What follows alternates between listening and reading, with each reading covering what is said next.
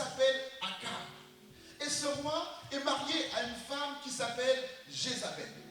Et donc les deux règnent sur le pays d'Israël. Et les deux tombent dans l'idolâtrie. Ils commencent à adorer des dieux qui sont des idoles. Ils ont commencé à adorer Baal et Astarté.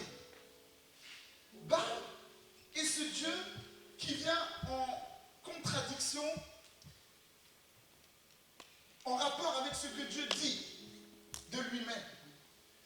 Baal est effectivement ce faux Dieu, cette idole qui a pris une place importante dans la vie des Israélites où ils lui ont accordé une divinité. Baal était ce Dieu qui était représenté par beaucoup de choses. Au fait, Baal, si vous voulez, c'est un substantif, c'est ça qu'on dit, non? Voilà, Baal, et après, il y a beaucoup de choses derrière. Jérubal, ouais, donc au fait, Baal, c'est juste au fait une racine d'un mot qui veut dire Seigneur. Mais donc, comprenez, dans l'occultisme. D'accord? Donc, Seigneur des eaux, Seigneur du soleil, Seigneur de ceci, Seigneur de cela. Donc, c'était ce que représentait Baal, avec toutes sortes de déclinaisons. Et donc, ce Baal, lorsque le peuple se présentait et devait prier pour quelque chose, ils adoraient Baal. Baal, réponds-nous. Baal fait ceci, Baal fait cela. Et donc, Akab et Jézabel vont libérer cette adoration dans tout Israël sur ce Dieu Baal. Et donc, Akab, Jézabel, la Bible nous dit qu'ils ont renversé l'autel de l'Éternel. Ils ont renversé l'adoration à Yahvé, l'adoration au Dieu, le grand je suis, l'Éternel des armées. Ils ont renversé ce Dieu pour placer un autre Dieu. Ils ont commencé à lui faire des sacrifices, à monter une adoration profonde à tel point que le peuple commençait à être dans la confusion. Alors, que se passe-t-il? Est-ce que Dieu est le vrai Dieu ou est-ce que nous devons aller vers Baal? Et donc, pendant que ce peuple est totalement pris entre ces deux feux, Akab manifeste tout son zèle pour que le peuple aille vers Baal. Tout le monde me suit? Vous me suivez? Bon, le peuple va vers Baal. Voici ce que Dieu va faire.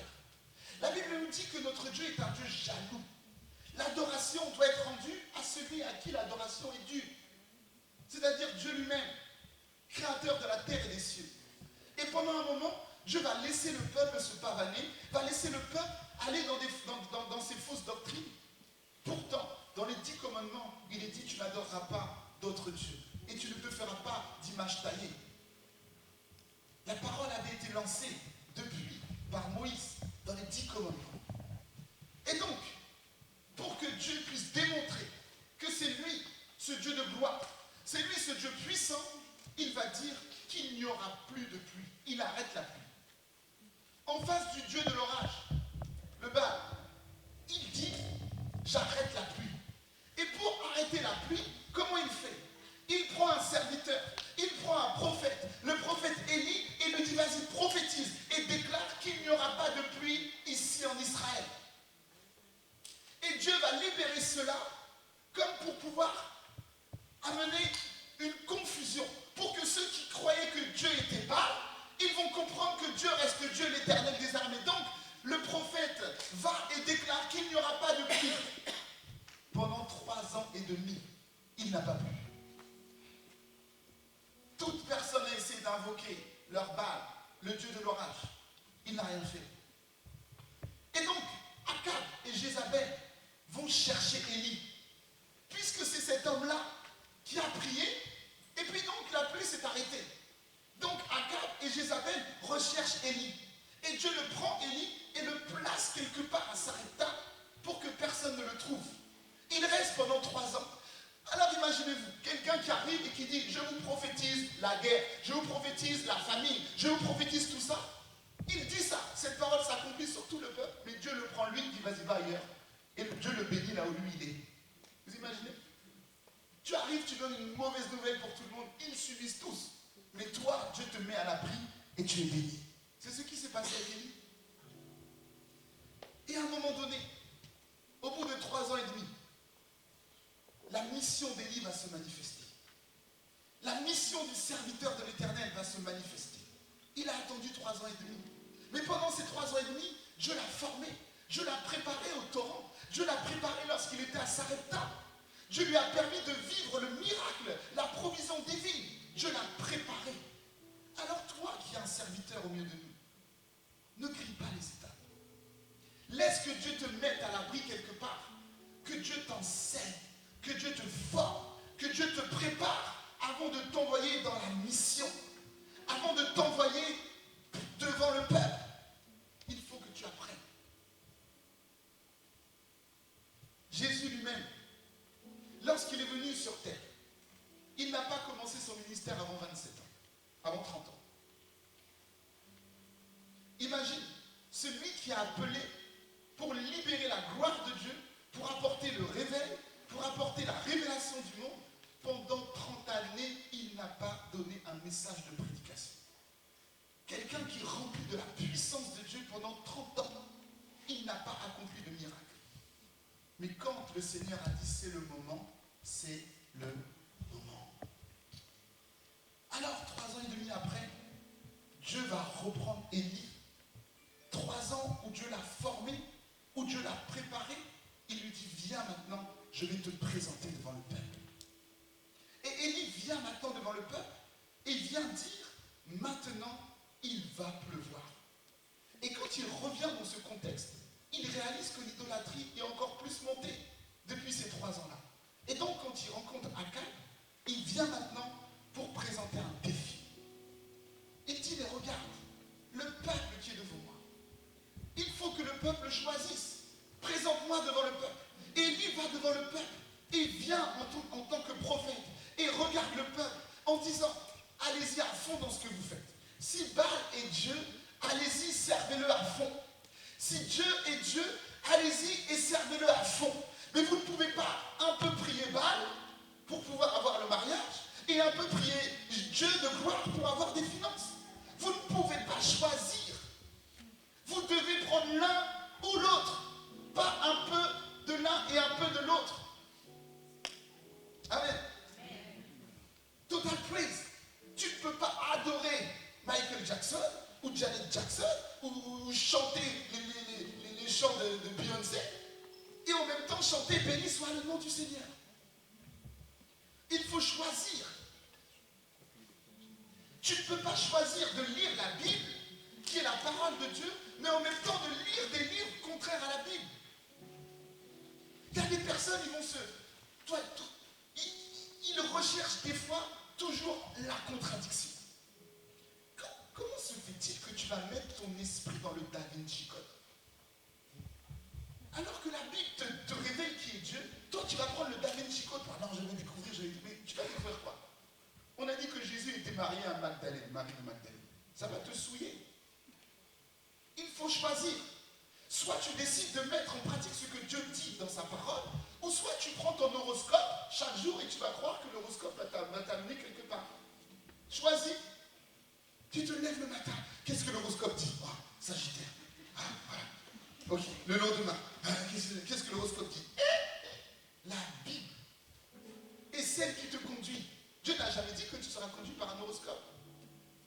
Vous savez que c'était des révélations sataniques, l'horoscope? Déjà, prouvez-moi que par vos constellations, des étoiles et tout ça, vous pouvez prouver que tous les Sagittaires auront la même journée. Ou toutes les personnes qui sont scorpions vont vivre tous la même journée. On dit ça, c'est valable pour tous les scorpions. Ça n'a pas de sens.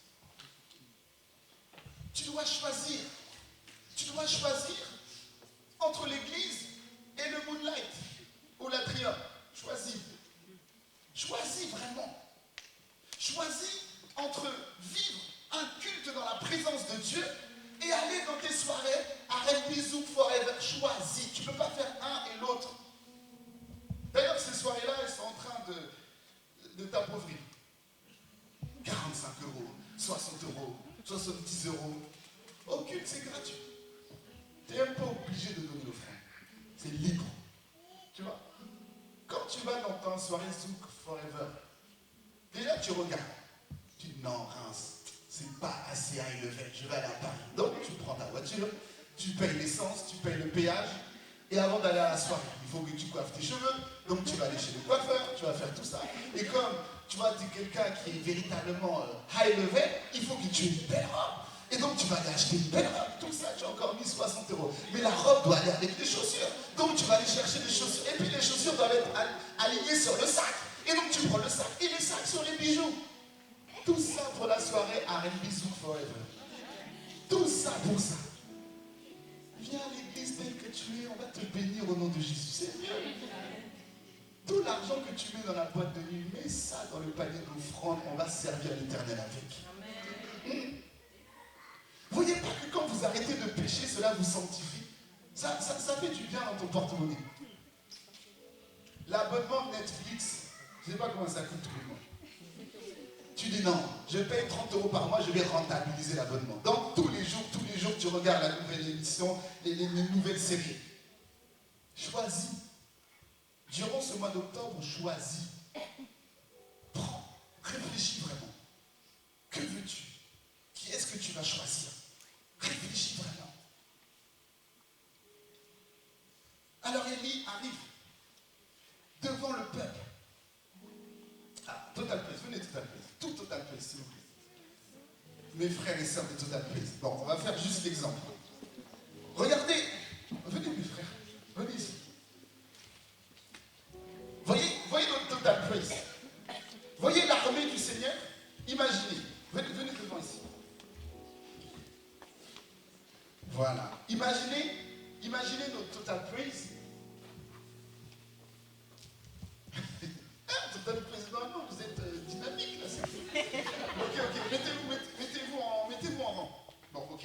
Voilà, je vais dire ça. Ah, non, je vais bien expliquer. Regardez l'armée du Total Praise. Ah, vous êtes nombreux. Ok, mettez-vous par là. Venez. Ok, faites un groupe, un seul et même groupe. Mettez-vous en groupe. Non, pas forcément. Mettez-vous. Venez. Rassemblez-vous. Ok, donc imaginez, rassemblez-vous vraiment. Faites un... Voilà, vous avez vu l'armée de Total Praise. Est-ce qu'on va acclamer le Seigneur? Vous êtes là. Le mal Ézéchiel, tu as pas de problème, reste là. Ok, donc, regardez ce qui se passe dans la Bible. C'est qu'il y a 450 prophètes de Baal. Les 400 prophètes de Baal, ça veut dire qu'ils sont en train de prophétiser. Baal a dit ceci, Baal a dit qu'il y aura une gloire dans ce pays. Baal a dit que dans 2 jours, la pluie va descendre. Il prophétise.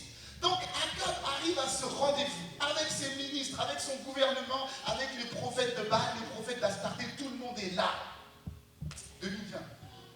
Tu es mon Akab, ok? Donc, Akab est là avec toute son armée, ok? Ils sont là. 900 personnes ici. Élie arrive. Il est seul. Oui. Ils sont 900. Lui, il est seul. Eux, ils ont 2 dieux. Ils ont Akab, Baal et Astarté. Moi, j'ai l'Éternel des armées. Amen. Ils sont nombreux, 900 fois plus que moi. Il dit, Seigneur, je suis resté seul, mais aujourd'hui, il y aura un défi. C'est fou. Parce que ces 900 là, même s'ils s'énervent, ils disent on arrête le défi. Ils peuvent le taper correctement. Il arrive, il les insulte. Donc il dit bon, allez-y. Maintenant, le vrai Dieu qui va répondre, c'est le Dieu qui répondra par le feu. Présentez-nous 2 taureaux. Vous prendrez un et moi j'en prendrai un. Et donc, il les voit là, les 900. Vous êtes plus nombreux, commencez. Et là, il commence. Essayez de chercher votre Dieu, votre Astarté. Mais cherchez votre Astarté. Manifestez-vous. Manifestez-vous pour qu'Astarté fasse descendre le feu. Manifestez-vous pour qu'Astarté fasse descendre le feu. Mais manifestez-vous.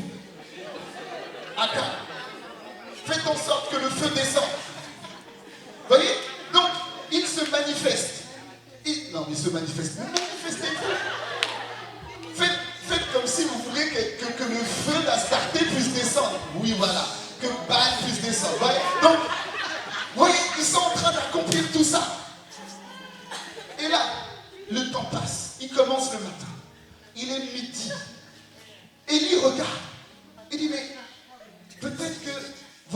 dort. Peut-être que votre Dieu est en voyage. Mais criez un peu plus fort, il ne vous entend pas. Donc il continue. Criez, criez, criez. Voilà. Vous voyez? Mais criez, criez. Donc, Akab est là. Il les motive de faire. Ils vont donc s'inciser, prendre des épées et faire sortir le sang. Pour que lorsque Baal voit le sang, ils disent non, non, non, non, je dois faire quelque chose car un sacrifice est là. Donc ils sont en train de s'inciser. Faites qu'on voit bien. Vous voyez? Donc le sang coule. Le sang est en train de couler. Et là on attend. Il est 14 heures. Baal n'a toujours pas répondu. Pourquoi? Parce que la présence d'Élie a stoppé la puissance de Baal. Ce n'est pas une question de nombre. Ce n'est pas une question de 900. C'est une question de celui qui est en toi. 900 personnes peuvent essayer de faire descendre le feu ne descend pas. Pourquoi? Il y a un bouclier qui est là, spirituellement, qui est là et qui empêche que Baal puisse accomplir quelque chose. Les 900 sont ici. Et maintenant, Élie va dire, maintenant, à moi d'entrer en jeu. Et regardez ce qu'il dit. Il dit au peuple, approchez-vous de moi. Pour dire, soyez attentifs. Regardez ce qui va se passer. Il dit, non, ne regardez pas de loin parce que quelqu'un pourra dire, oh, il a fait quelque chose et le feu est sorti d'une manière. Non, il dit, approchez-vous de moi.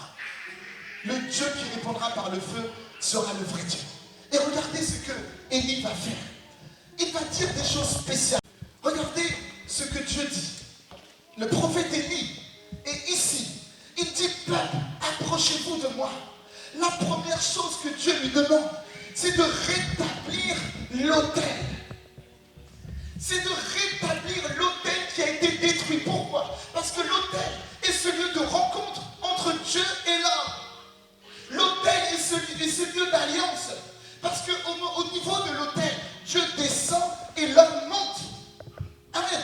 C'est pourquoi les autels étaient dressés sur la montagne, dans des endroits élevés, dans lesquels Dieu pouvait descendre et physiquement l'homme monte. Et il y a une rencontre entre Dieu et l'homme au niveau de l'autel. Au niveau de l'autel, c'est comme une porte qui est ouverte pour que Dieu puisse réagir, agir et interagir avec l'homme. Et les Astartés, les prophètes de Baal, avaient aussi l'habitude d'établir des autels. Et aujourd'hui, on voit dans toutes sortes de choses occultes, tout le monde veut bâtir un autel. Et lorsqu'ils bâtissent un autel, ils ont l'impression d'être plus proches de leur Dieu.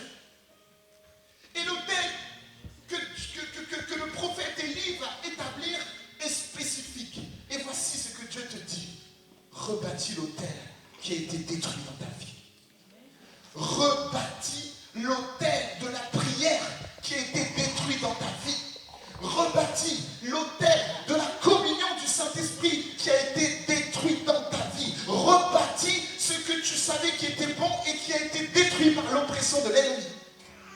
Parce que l'autel de Dieu qui était établi depuis des années en Israël, il a été détruit par un homme, Akab. Lorsque tu as choisi d'établir un autel devant Dieu, lorsque tu choisis un point de rencontre, un point de rendez-vous, le diable va essayer de détruire, de briser cela. Et Dieu a vu que l'autel de la prière a été renversé. L'autel de la prière a été renversé dans ta vie. L'autel de la prière a été cassé, a été détruit. Dieu te dit, rebâtis l'autel. Pourquoi? Pour que le feu puisse descendre. Si tu ne rebâtis pas l'autel, le feu n'arrivera pas. Si tu ne prends pas en compte que Dieu doit rassembler ton énergie, tes forces, toutes sortes de ton potentiel, ta puissance. Si tu ne prends pas en compte cela, le feu ne descendra pas. Qu'est-ce que ça veut dire le feu? C'est la présence de Dieu au ciel qui descend sur la terre. Nous avons tous besoin de ce feu.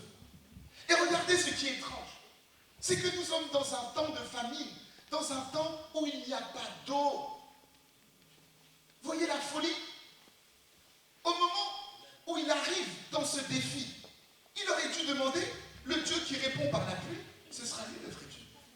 Voici le défi qu'il aurait dû dire. Mais il dit non, c'est le Dieu qui répond par le feu. Pourquoi? Parce que tout ça est spirituel. Parce que pour rétablir l'autel, Ce n'est pas l'eau qui consumera l'autel, c'est le feu. Pour dire que je ramène les choses dans l'alliance dans laquelle Dieu l'avait choisi. Il faut un autel pour que Dieu revienne dans sa gloire. Il faut du feu pour commencer à détruire les choses mauvaises, pour consumer le péché, pour consumer l'impureté. Il faut le feu. Et une fois que le feu va descendre, la pluie pourra arriver. Tu cherches la pluie, il faut le feu.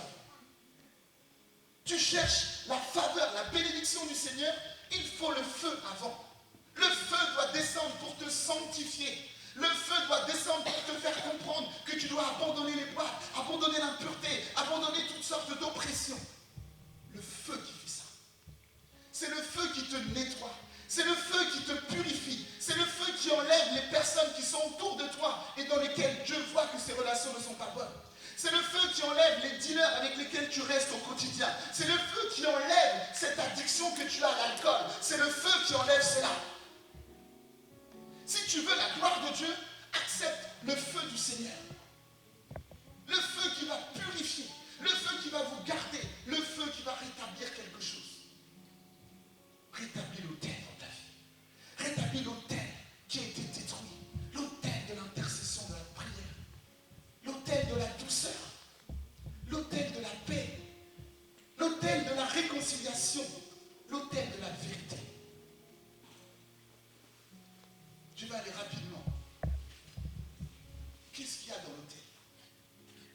Quelles sont les choses, les caractéristiques de l'autel? La première des choses, Élie a rassemblé les 12 pierres. Les 12 pierres, qu'est-ce que cela représente? C'est les 12 tribus d'Israël. Tu veux que le feu descende? Tu dois rassembler ce que tu as dispersé. Tu veux que le feu descende? Là où tu as créé des divisions autour de toi, rétablis cette paix. Rétablis cette unité. Là où il y a division dans ta famille, rétablis l'unité. Les 12 pierres, pourquoi est-ce que le prophète Élie va les rassembler? Parce que les tribus étaient dispersées. Et quand les tribus sont dispersées, Israël ne peut pas naître. Ah, attends, j'essaie d'être clair. Israël est le rassemblement de 12 villes ou de 12 tribus. C'est ça Israël. Israël, bon, je ne vais pas rentrer trop dans le détail, mais je dois un peu dire, Israël, au fait, c'était Jacob. Hein? Jacob qui était donc ce fils sur lequel Dieu avait mis une bénédiction. Et quand il a eu des enfants, il a eu 12 enfants. Et ces 12 enfants représentaient les 12 tribus d'Israël. Et donc chacun était une pierre. Et quand Dieu est venu visiter Jacob, il a changé son nom. Il a dit, tu ne t'appelleras plus Jacob, mais Israël. Donc Israël est le rassemblement des 12 tribus. Ok. Donc la première chose que Dieu demande au prophète Élie, rassemble. Tu veux que le feu descende, mais dans ta vie, rien n'est assemblé. Il y a de la division dans ta maison, division dans ton travail, division autour de là où tu habites. Tout est divisé. Rassemble, rassemble, rassemble. C'est une chose très importante. Une division dans ta famille, une division dans ton foyer. Le feu ne descendra pas tant que tu n'auras pas fait le choix de pardonner, le choix de venir dans l'amour, le choix du rassemblement. Tant que tu ne le fais pas, le feu ne descend pas. Et c'est la première chose. La deuxième chose, une fois que le rassemblement est fait, tu ne commences pas encore à prier. Là, tu as juste à agir. Le prophète Élie n'a pas commencé par prier. Il a commencé par rétablir l'autel. Avant de prier pour que le feu vienne, tu dois faire des choses basiques. Rassemblement. Et la deuxième chose, c'est amener du bois. Le bois, qu'est-ce que c'est pour toi? Le bois est le symbole du sacrifice de Christ. Le bois est le symbole de la croix. Cette croix doit être présente sur ton autel. Cette croix du sacrifice. Cette croix qui est véritablement le dépouillement des œuvres de la chair. Le dépouillement des choses qui ne glorifient pas le Seigneur. Tu dois présenter cette croix sur l'autel. Arriver comme un homme crucifié. Arriver comme un homme qui n'est plus charnel. Que lorsqu'on te pique, tu ne réagis plus parce que tu es mort en Christ. Amen. La croix doit être présente au centre de ton autel. Présente cette croix, Christ. Seigneur est venu, il est mort sur la croix, mais en fait, son corps a été brisé. Il a été dépouillé à la croix. Et la Bible nous dit que nous sommes, nous tous, morts en Christ. Amen. Nous sommes dépouillés en Christ. Le bois. Et après le bois, qu'est-ce qu'il y a? Il y a maintenant l'animal, le taureau que tu présentes sur le bois. Le taureau, c'est moi. Le taureau, c'est toi. Une fois que tu as ramené ces choses, maintenant toi, tu te places sur ce bois en sacrifice total. En ne te disant pas, j'ai déjà trop fait pour Dieu. En ne te disant pas, j'ai déjà trop agi, j'ai déjà trop adoré. Non, tu viens totalement. Et la Bible dit que tu offres ton corps comme un sacrifice vivant. Totalement à toi. Que si le Seigneur veut te lever tôt dans la nuit, tu es un sacrifice, tu ne réagis plus. Il le fait. Que si Dieu te dit, je désire ton cœur, tu lui présentes ton cœur. S'il dit, je désire pouvoir avoir tes oreilles, tes mains, tes pieds, tu t'offres totalement. Un sacrifice offert. Et après, il y a l'eau. Et l'eau, voyez, quand on reprend ce passage, rappelez-vous qu'on est dans une histoire où il n'y a plus d'eau dans le pays. La pluie ne descend plus. Pourtant, ils ont été chercher de l'eau partout pour mouiller le sacrifice. Alors quelqu'un pourra dire, mais c'est du gaspillage. Qu'est-ce que c'est l'eau pour toi? Pour certains d'entre nous cet après-midi, l'eau sur l'autel, c'est ton baptême. C'est cette immersion dans laquelle Dieu veut te plonger pour que tu puisses naître de nouveau. Pour d'autres, cette eau sera le baptême dans l'esprit. De pouvoir accepter que le Saint-Esprit t'immerge, le Saint-Esprit t'inonde, le Saint-Esprit te remplisse et qu'au-dedans de toi, ce ne soit plus la chair qui réponde, mais que ce soit l'Esprit. Que ta chair soit crucifiée et que l'Esprit Saint vive en toi. Que lorsque nous sommes à côté de toi, lorsque nous arrivons véritablement dans ton intimité, on sent que Christ existe. Tu dois réaliser que Christ est en toi et dans ton voisin. Vous voyez, par exemple, pendant que ma sœur adore son Dieu, Dieu dit, j'habiterai chez elle, je ferai d'elle le temple de mon esprit. Donc, en chacun d'entre nous, il y a une part de Dieu. Amen. Donc, Dieu est en elle. Imaginez-vous, le Saint-Esprit choisit d'habiter en elle. Et moi, je vois ma sœur Erika et je l'insulte proprement. Vous réalisez? Il y a Dieu en elle. Et je dis, mais voilà cette femme, elle ne sert à rien. Oui, regardez son gros nez. Regardez sa tête. Oui, regardez. Et donc, mais dans la réalité, qu'est-ce qui se passe? C'est ça qu'on fait. On se jalouse les uns et les autres. Telle sœur est comme ci, telle sœur est comme ça, telle sœur est mariée, telle sœur avance sur son chemin. Et on se jalouse. Chacun sa part. L'amour enlève cela. Et c'est pour ça que le bois est là. Et l'eau est là pour totalement noyer ces comportements charnels. Et une fois que toutes ces choses sont établies, une fois que l'autel est rétabli, maintenant tu pourras prier. Maintenant tu pourras faire que le feu descende. Mais s'il n'y a pas ces attributs, s'il n'y a pas ce rassemblement, s'il n'y a pas cette unité, s'il n'y a pas le bois, s'il n'y a pas l'eau, s'il n'y a pas le veau, ou le taureau, pardon, l'animal, ou la personne que tu es, le feu ne descendra pas. Et voici, je termine. Que va-t-il se passer? Au moment où cet autel est établi, au moment où cet autel est rétabli, au moment où cet autel est relevé, maintenant, il commence à prier. Et quand il prie, il ne dit pas, Seigneur, fais cela pour qu'on voit que je sois le grand prophète. Seigneur, agis pour qu'on voit que moi, le prophète d'Israël, le grand Élie, dit non, fais cela afin que le peuple sache que c'est toi le vrai Dieu. Lorsque tu commences à prier, tu dois vouloir que Dieu soit glorifié. Lorsque tu commences à élever ta voix, tu dois d'abord vouloir que Dieu soit glorifié en toi avant qu'on puisse te voir.